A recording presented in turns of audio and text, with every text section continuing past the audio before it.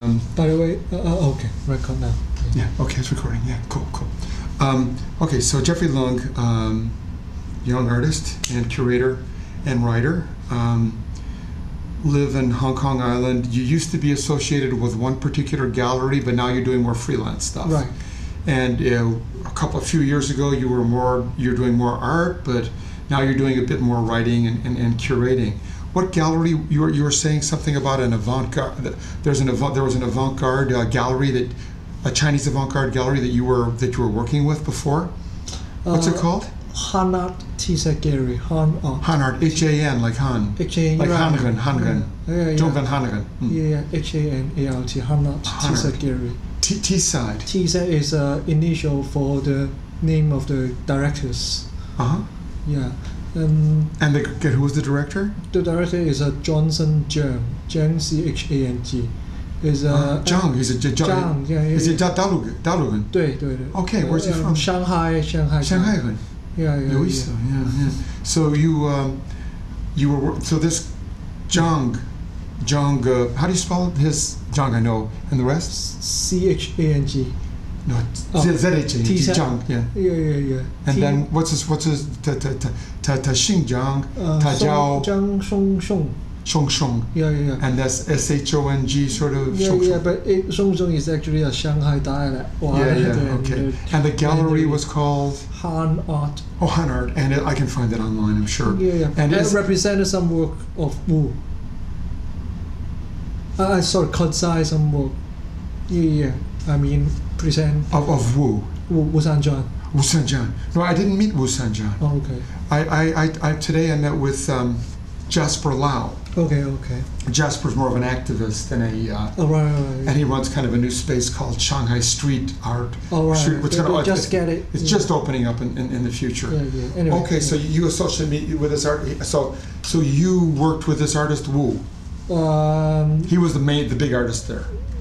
Yeah, one of the artists represented by the gallery. By the gallery. So this gallery actually was a dealer at the same time. Yeah. He the director do the art business, but also create shows overseas. Really? Oh, he's a major guy, kind of. Yeah. Wow. Yeah. And especially focus on the so-called post 98 Chinese artists, which means the group of the artists who were very active in China since around mid-80s or the old guys too. Yeah, the people around Han Wu and those people. Which means the group now very famous on the auction levels. They are now famous on an auction level. Yeah. But this is the generation before Yang Fudong. Oh, right. It's not Yang Fudong. It's the older, a little bit older. Right. It's not Xiao Fei. It's a little bit older. Yeah. Older than them. Okay, and Zhang is their agent and their gallerist. Yeah, and also in Hong Kong, but they must also have different ones. Yeah, of course. In Shanghai and New York and places like that. Right. And why did he come to Shanghai? Why did he come to Hong Kong? Why did Zhang come to Hong Kong? Actually, his family lived in Hong Kong after the World War. A typical case of the mainland. And then he went back to Shanghai after that. He stayed in Hong Kong. He stayed in Hong Kong. Yeah, but traveled a lot everywhere. Okay, so he speaks Guangdonghua and Putonghua. Of course, and other Chinese dialects. Okay, so he was born in Hong Kong, or he lived in Hong Kong. He lived in Hong Kong, but he's from a Shanghai background. Yeah. What about you? Are you from a Guangdong background? I'm very Hong Kong. You're from a Guangdong background originally. I'm actually born in Hong Kong. 你去香港，and 你的妈妈爸爸香港人。All in Hong Kong. But what about the grandfather and great grandfather? In Guangdong. Guangdong. 不是上海的。No. That's Guangdong. Okay, no, that's interesting because it was always by Fenji Shi Shanghai, by Fenji Basha, Guangdong. No, it's an interesting. So he was a Shanghai guy, and a lot of big business was always Shanghai, wasn't it? In Hong Kong. Right. Not people like Li Ka-shing, but others. Yeah. So back to you. So you were kind of an artist that he liked your work, and what happened? No.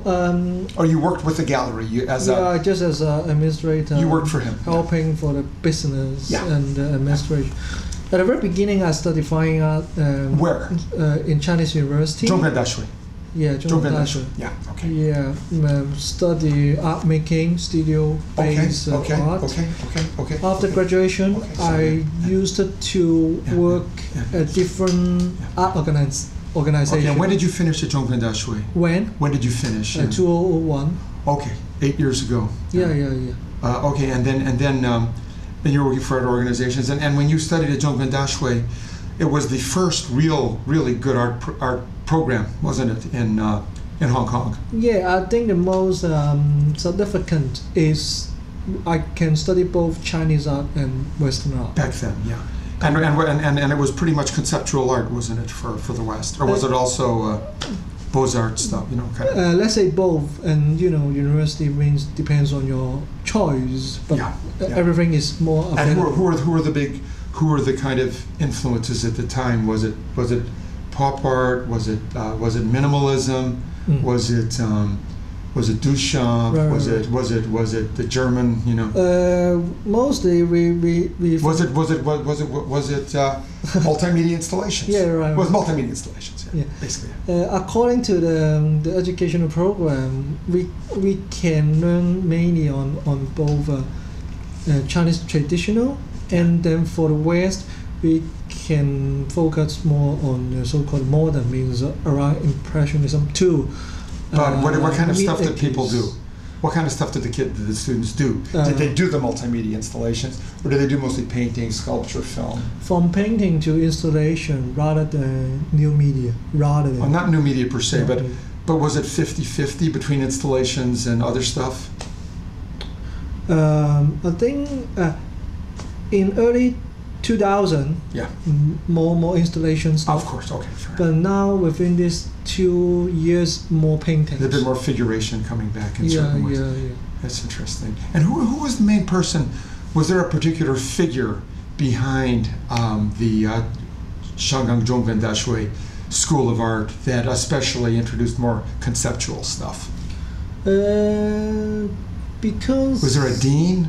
A particular dean or a particular artist? Oh yeah. Who was there? Was there a particular person? Because there are mainly two professors for Western program. Yeah. Western art program. One is Kurt Chan, the Professor Kurt. The surname is Chan. Chan. And the first name is Kurt? The first name is Kurt, K-U-R-T. Kurt Chan, okay. Oh yeah, cool. Chan is surname. And he's an artist himself? Yeah. Of course, Yeah. And he do a lot of mixed media. Do need to take the phone? No, keep talking. Okay. Mixed media and installations. Yeah. And the other professor is Victor Lui. L-O. Lui, L-U-I. Victor Lui, okay. Lui. For Lui, he simply say he's a modern painter, focusing on abstract modern painting. So these two major professor teachers the Western art. Okay. And do you? And then you went and kind of you're out in the world. I need a job. I'll get a job at a gallery, sort of thing.